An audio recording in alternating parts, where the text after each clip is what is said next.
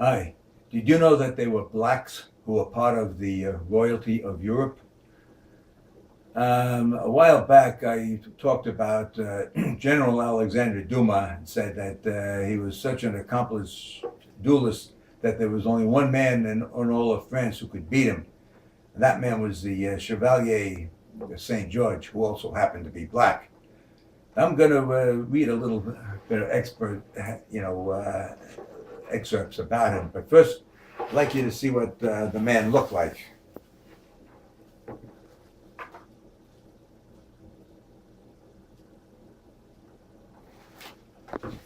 See if you can get a good shot of this one.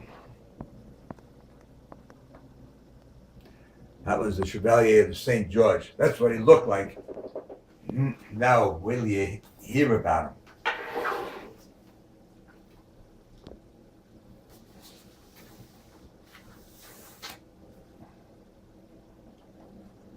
He was born in Guadeloupe in the West Indies on Christmas Day in 1745.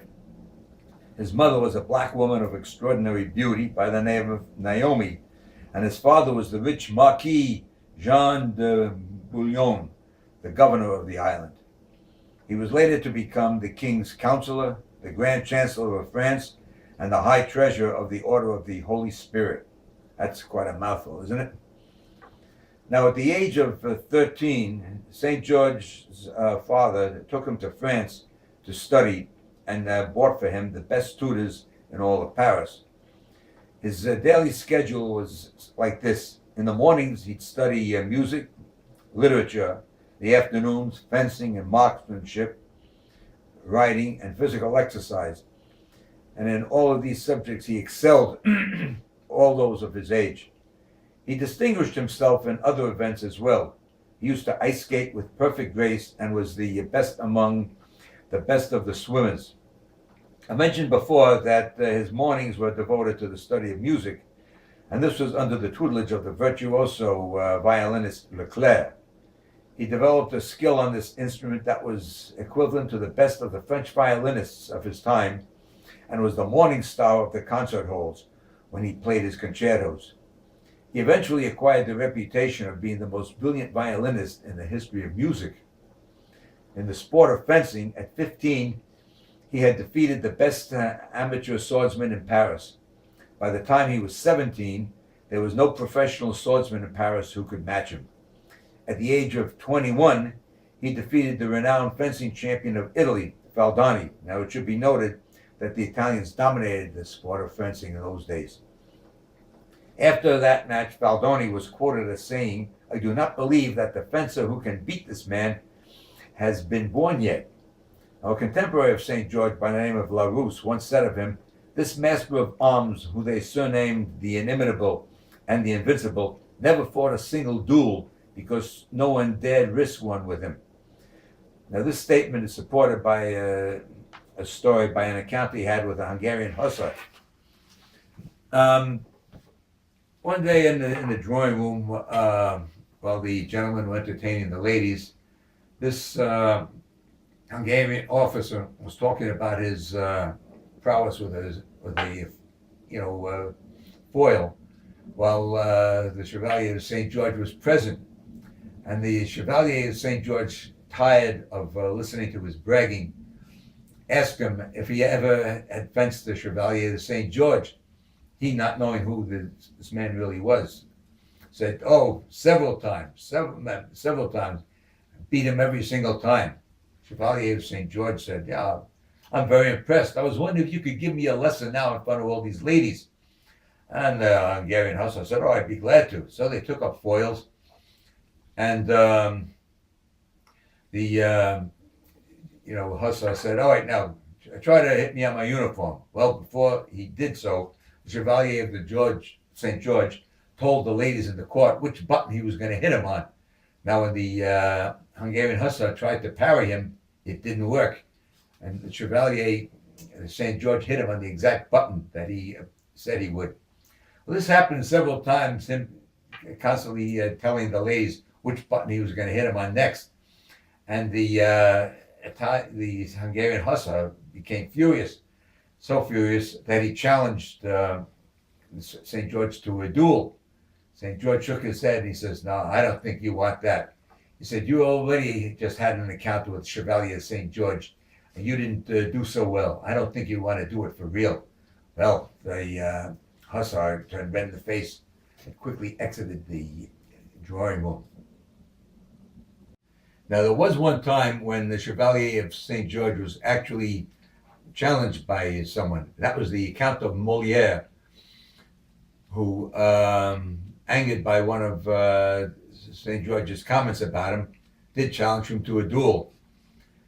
Well, after the first couple of engagements, the Chevalier of St. George realized that this man was no match for him.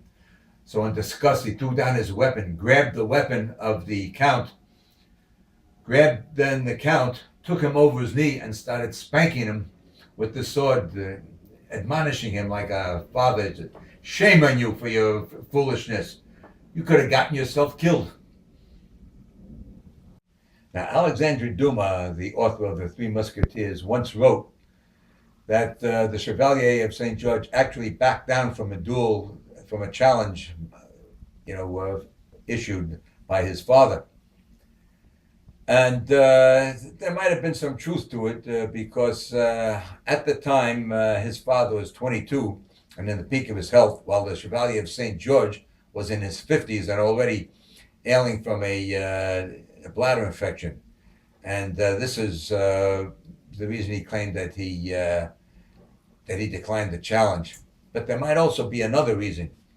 You see, the father of the Alexandre Dumas was such a great soldier that officers from other units used to actually bid for him to get him under their command. And the Chevalier of St. George was no exception. He outbid one officer to get General Alexandre Dumas under his command, and he bid high. Now, being that he spent so much money to get Alexandre Dumas, he wanted him in his unit badly, and he wanted him alive. Now I'm going to read you something else about the Chevalier of St. George.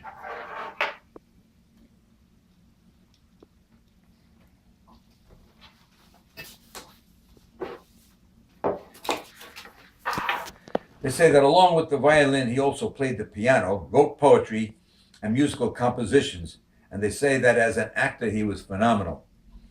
He was equally as good at dancing and could mount the wildest of horses bareback and bust the bronco.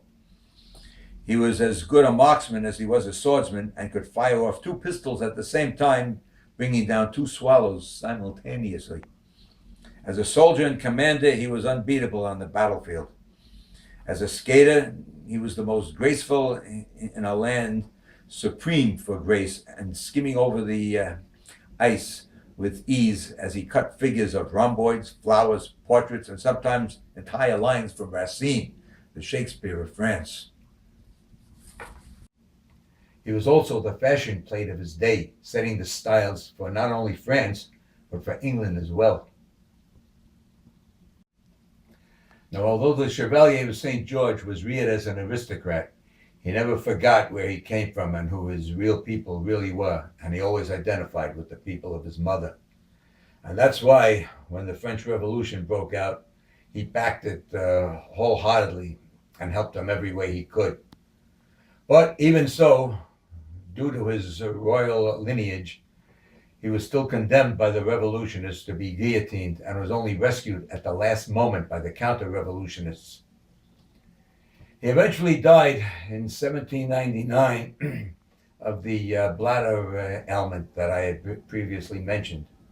And his death was the talk of all France and printed in all the French newspapers. School's out.